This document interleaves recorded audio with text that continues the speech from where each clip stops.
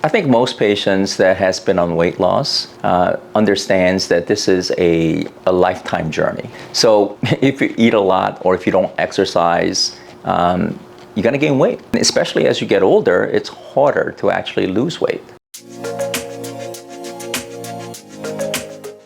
People on GLP-1 agonist, this is just a tool that helps with the weight loss. However, you have to really complement this with lifestyle changes. It really is important that you have to really eat nutritiously, such as high protein diet, as well as resistant exercises. Because as you lose weight, you are gonna lose some muscle, not just fat. Because these medications are very effective, some people, especially if they're losing, let's say, more than, 20% of their previous weight, they will get significant laxity of their soft tissue. And that includes skin as well as muscle. That's why it's really important to keep up the exercise and eat healthy. However, for those patients with significant skin laxity, obviously there are surgeries that we can perform to remove that excess skin, whether it be in the face or in the body. A lot of times the way that we dictate how long the patient should be on the medication is until they reach their ideal weight and that target that they're actually looking for.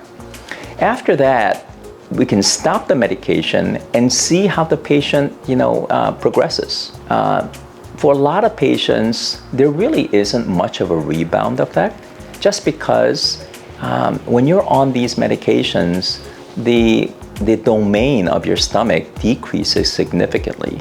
So you may have appetite, but certainly you'll have early satiety, meaning you're full even when you eat a little bit.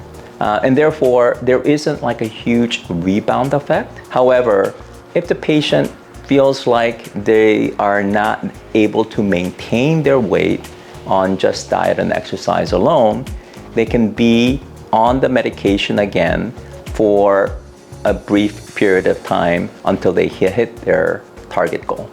The consultation for any type of weight loss begins with reviewing the medical history and what the patient has actually tried in terms of weight loss. There are certain contraindications for utilization of Retatrutide, but that also includes in any GLP-1 agonistic medications, such as people with medullary carcinoma of the thyroid or MEN2, which is a metabolic endocrine carcinoma that exists in some patients, which is hereditary. These are extremely rare, and therefore there are really not that many patients that are true contraindicated for these medications.